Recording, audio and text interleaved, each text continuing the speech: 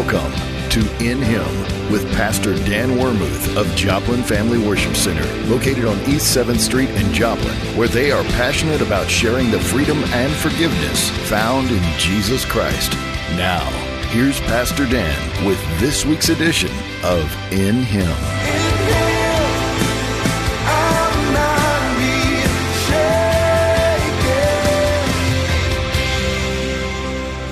Emotions are not good. Emotions are bad. So they stuff and they shut them down. And so we are affected from that then. If we grow up in that, or later in our life even, we decide that emotions aren't good, and we sometimes some people grew up in families where emotions were not shared. They were not talked about. Alcoholic homes, broken homes. Because what the child experiences growing up in that is emotions were, when dad came home drunk, angry, called them names, or we can't talk about what goes on at home, family secrets. We can't talk about that. They're taught you don't share those emotions and feelings. What happens when they grow up? They have that disconnect because they were taught that that wasn't right to feel those things. And there's that loneliness and that hurt. They have a hard time functioning in relationships at that point. The other thing, in Hebrews 3:7-8, it says, "Today, if you will hear His voice, do not harden your heart." Because the heart is actually where we do hear God's voice. So when we disregard and we shut that down in our emotions, we're also cheated out of that intimacy, that deep place with God. There's a block there. There isn't the flow the way it should be.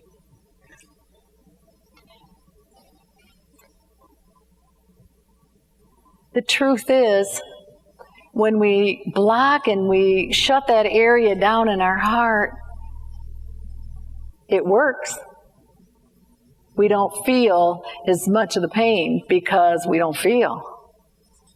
And so it does exactly what we have decided that we want it to do. I remember when I was going through a really hard time in my life, and I was feeling so much hurt and so much pain through it. And I was like, Lord,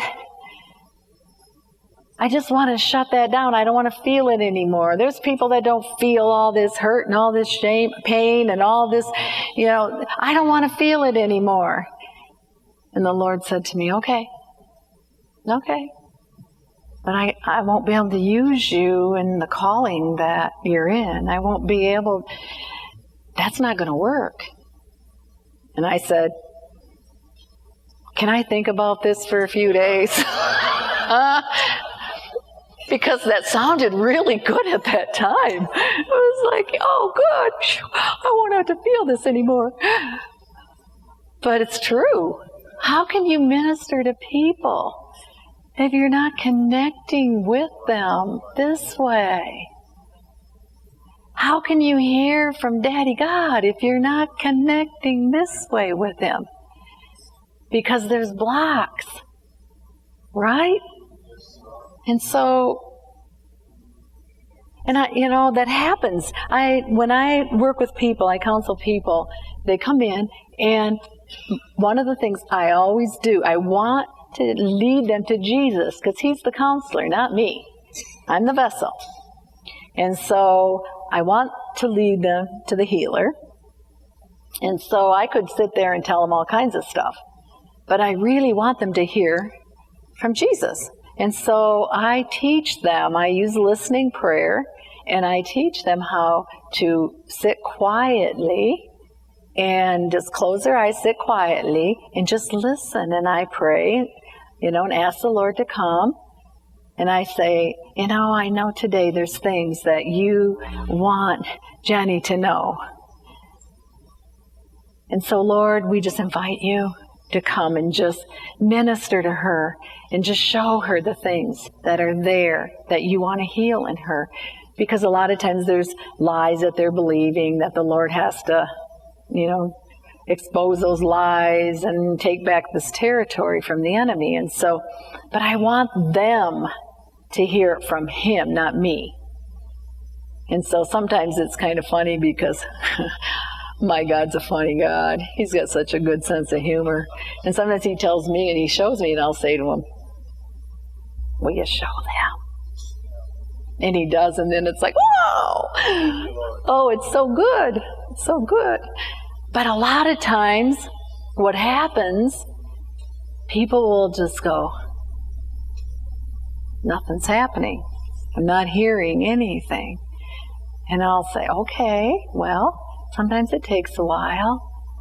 Can we give the Lord permission right now? Can you surrender your mind and your thoughts?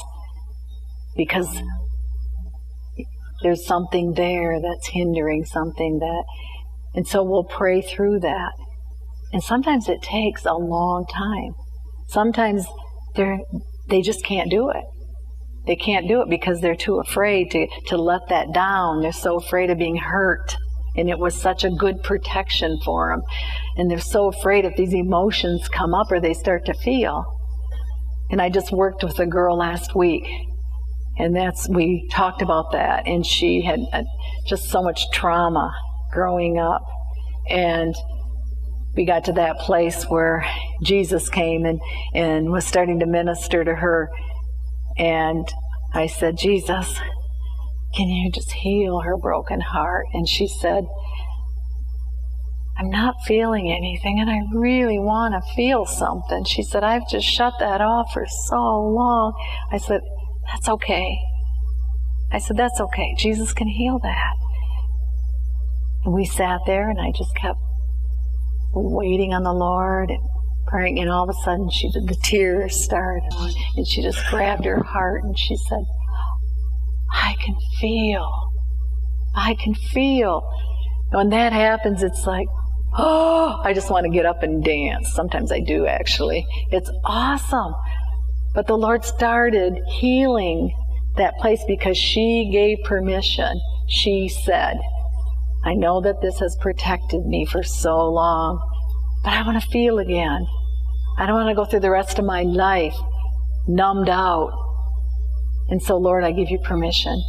I surrender that to you. The same thing a lot of times when I'm ministering to couples that have marriage struggles, it's the same thing. Because there's not that heart connection. They meet each other from here, or else one meets each other from here and the other one's wanting desperately to have that heart connection. And there has to be healing in that. That needs to be looked at, because when they go through healing in that, their heart can be healed and they can surrender and it can be more open. They can now share in that intimate place with each other without that fear.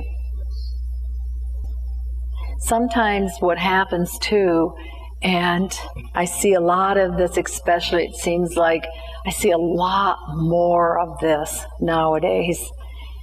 I've been in the counseling arena for over 30 years, and it's getting a lot worse. I keep saying, Lord, am I done yet? I ran to North Carolina and he brought me back, so obviously not.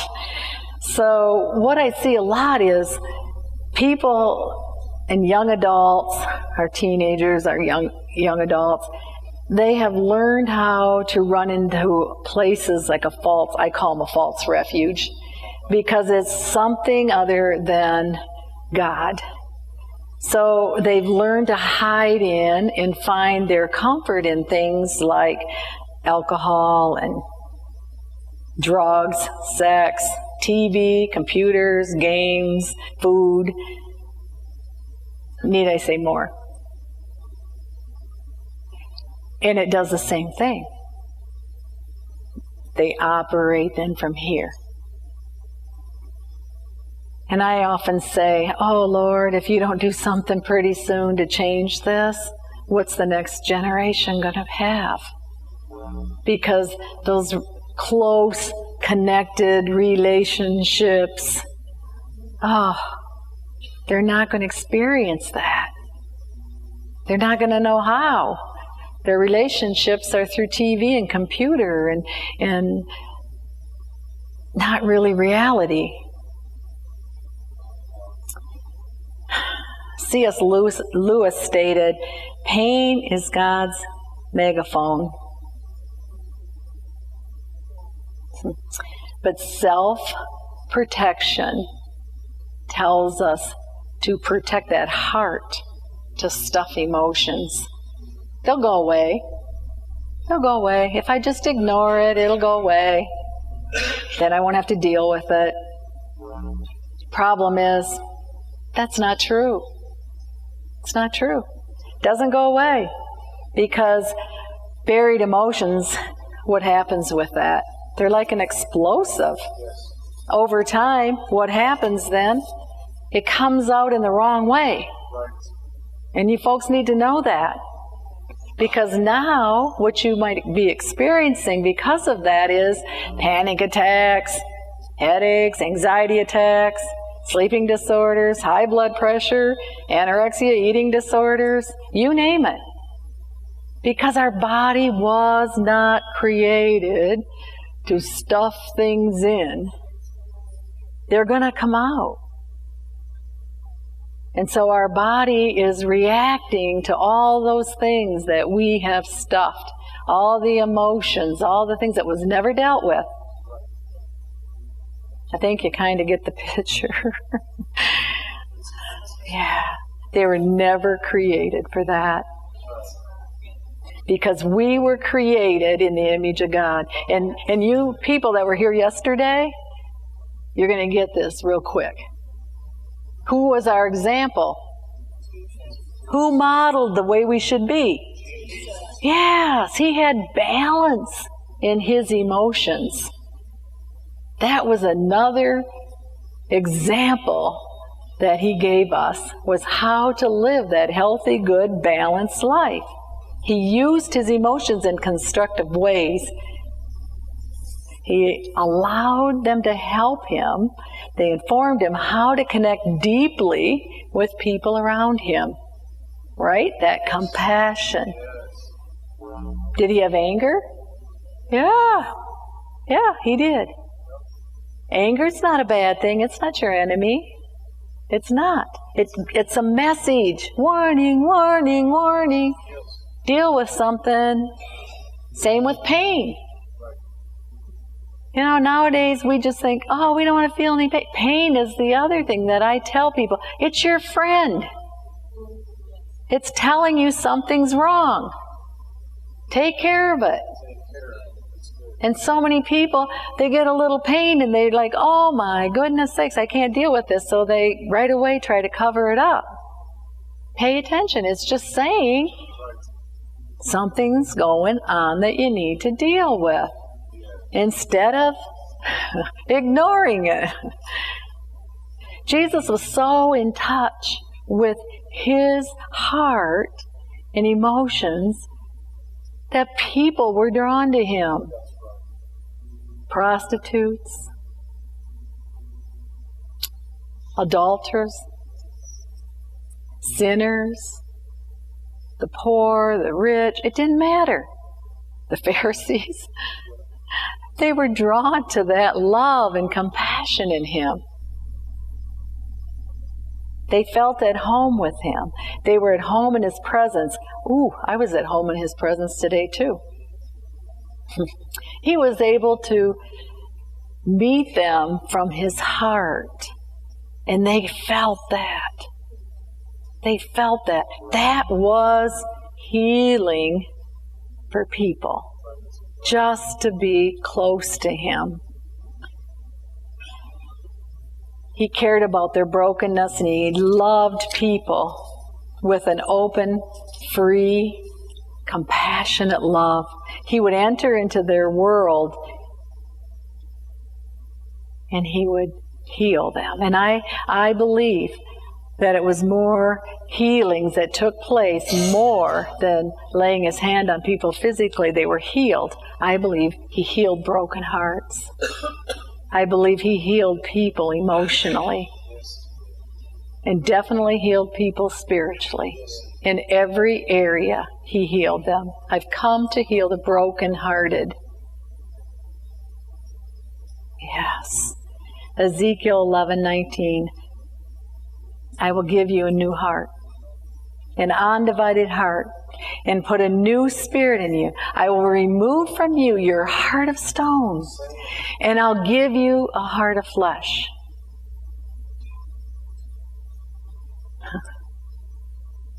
I don't know about you. I've experienced a heart of stone.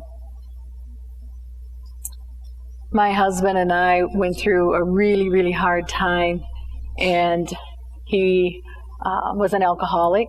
He became very, very abusive, and I had to take my children out in the middle of a snowstorm and get a protection order.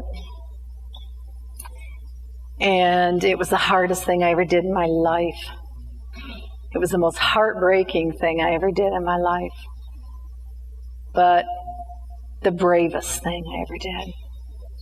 Because now I look back, it saved his life, and it probably saved my life. And later on, it's a long story. I don't have time this morning to share all of it, but he ended up out west, and he ended up getting in trouble with the law, and they told him he had a choice, go to AA or go to jail, and so he said, I'll go to AA, and they put him in a spirit. The AA he went to was a spirit-filled Assembly of God church with all these spirit-filled, Jesus-loving people, and he met Jesus there. So,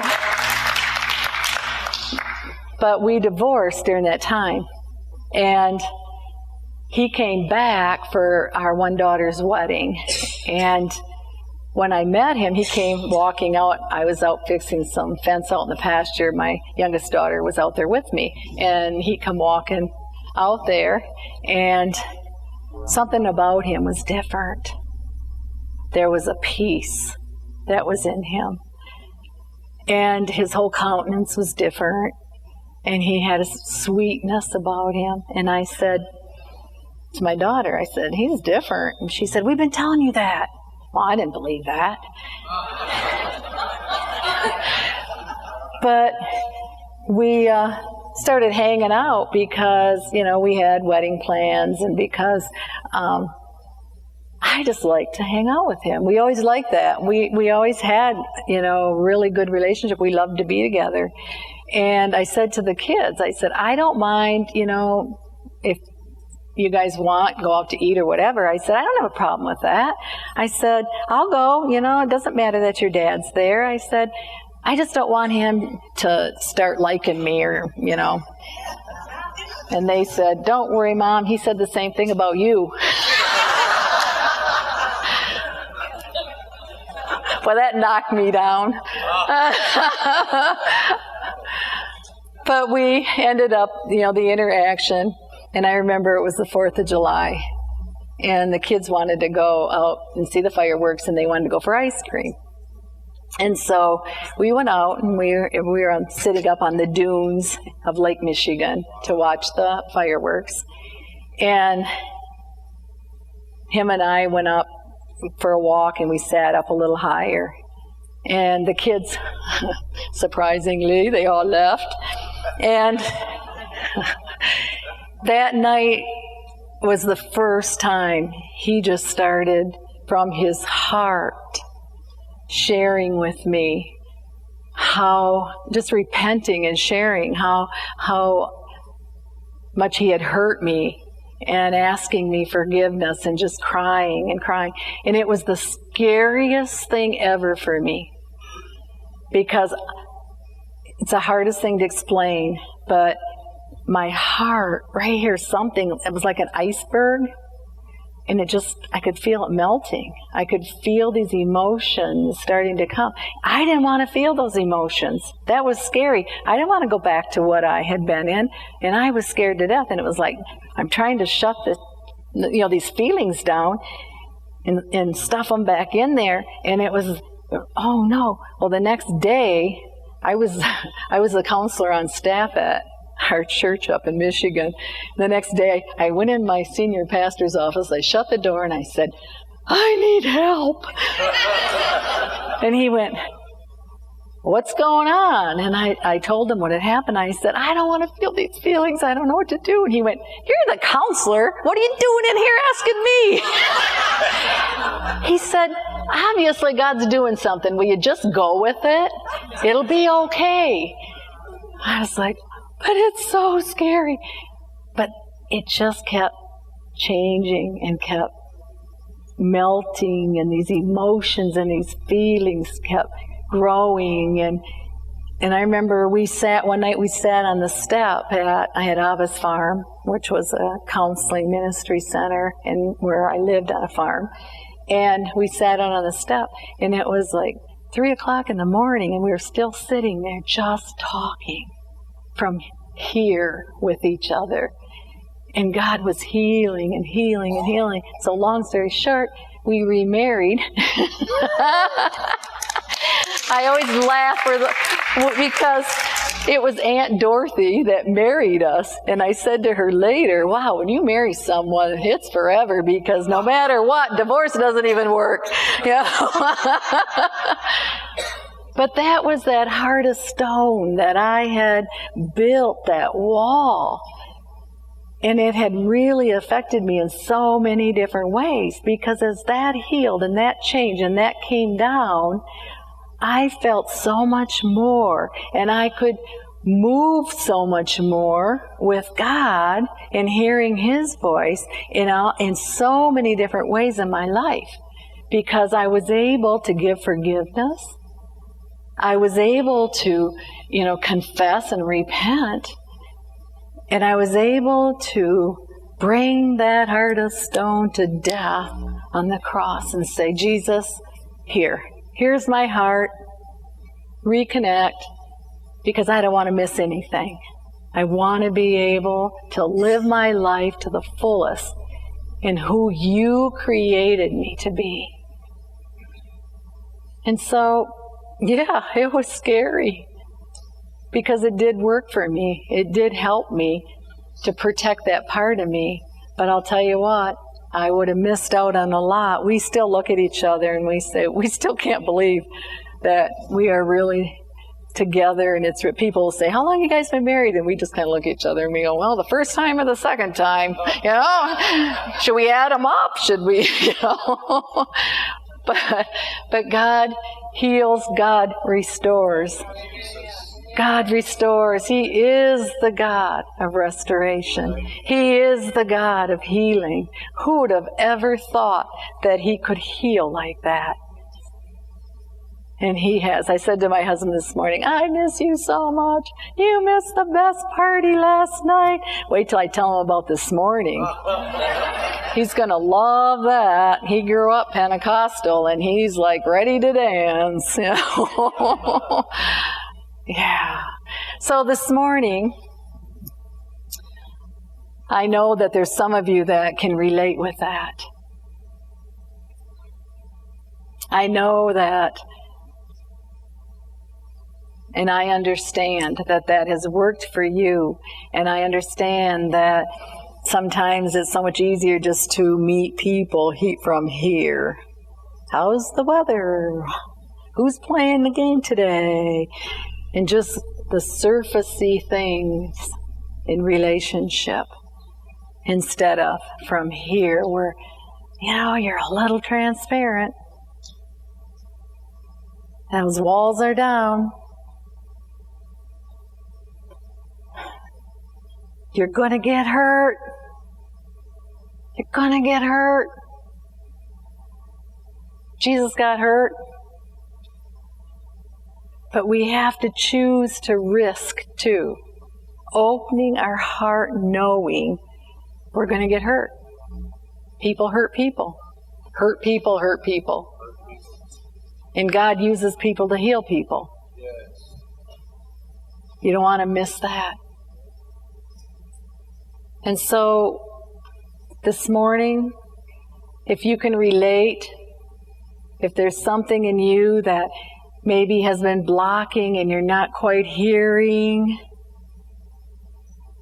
it's time, and God's given opportunity for you to just surrender that place, that whatever it is that's blocking and hindering in that area, that disconnect. And it might be, like I said, it might be things that you are using even in your life to hide in. Might be work, computers, TV, books.